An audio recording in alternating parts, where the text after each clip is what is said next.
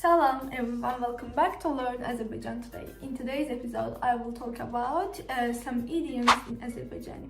But before we get started, I want to mention our one-on-one Azerbaijan lessons. If you're interested in personalized language instruction, please check out the first link in description below to apply and see if our lessons are the right fit for you. Let's get started.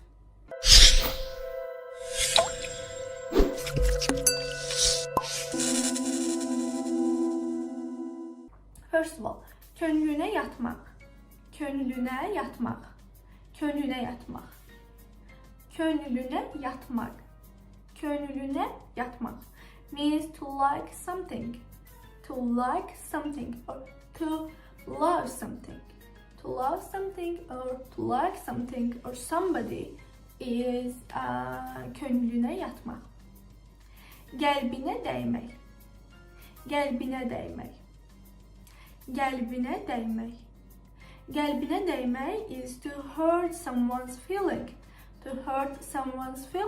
Gəlbinə dəymək.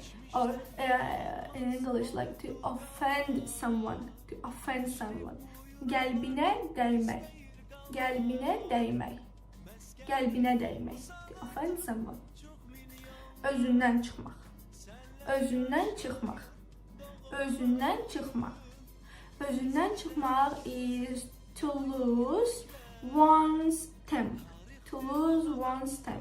Like in English. To get furious. Özündən çıxmaq. Özündən çıxmaq. Dərdə düşmək. Dərdə düşmək means to get into trouble or face difficulties. Like to get into trouble. Yes. To get into trouble is dərdə düşmək. Dərdə düşmək. Hirsi başına vurmaq. Hirsi başına vurmaq is to be overcome by anger. To be blinded by anger, maybe. To be blinded by anger. Hirsi başına vurmaq. Yada salmaq.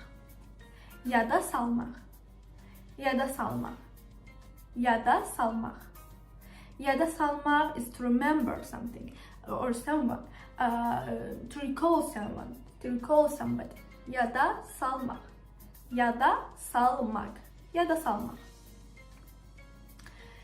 Canına yatmaq. Canına yatmaq is to get used to someone or to get used to something. To feel comfortable with something, somebody, and etc. Yani canına yatmaq. To feel comfortable with something or somebody. Mənim demək.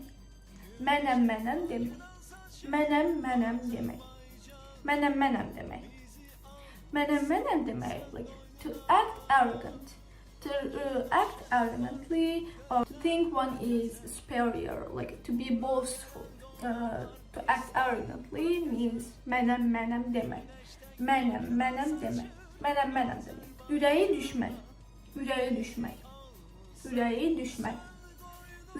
düşmək means to feel anxiously or worry. Ürəyi düşmək. Gözünün odunu almaq.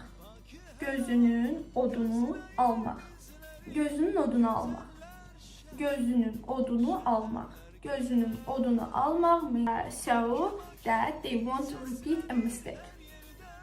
Okay? To scare someone. You scare someone and they don't repeat their mistake. Means gözünün odunu almaq. To put someone in their place. Gözünün odunu almaq. Gözdən düşmək.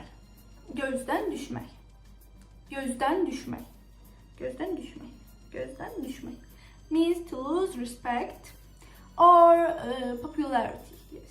To lose your respect. Gözdən düşmək. To fall from grace, maybe. To fall from grace, gözdən düşmək. To lose respect, gözdən düşmək. Gözdən düşmək. Gözdən qaçmaq. Gözdən qaçmaq. Gözden kaçmak. Gözden kaçmak. Means to overlook something, to miss or fail to notice something. To miss or fail to notice something. Gözden kaçmak. Gözden kaçmak. Gözden kaçmak. To miss or fail to notice something. To fail or to miss, to overlook something. Means gözden kaçmak. Gözden kaçmak means to overlook something. Söz vermek.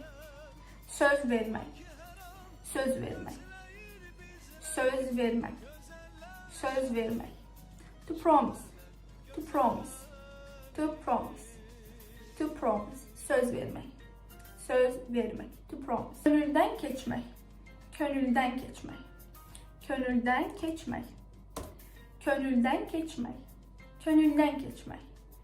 Gönülden geçmek means to desire something deeply. To desire something deeply. Gönülden geçmek. To wish for something. Gönülden geçmek. To wish for something. Gönülden geçmek. Burnunun ucu göğnemek.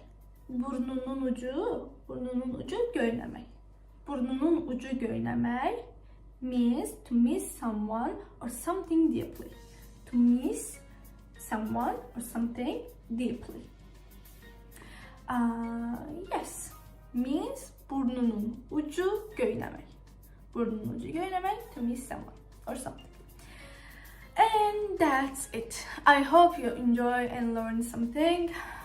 If you're interested in personalized language instruction, please check out the first link in the description below to apply and see if our lessons are the right fit for you. Sağ olun and görüşene dek.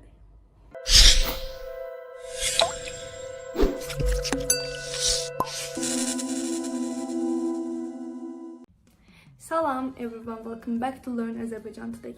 In today's episode, we will talk about idioms in Azerbaijani. But before we get started, I want to mention our one-on-one Azerbaijan lessons. If you're interested in personalized language instruction, please check out the first link in the description below to apply and see if our lessons are the right fit for you. Let's get started.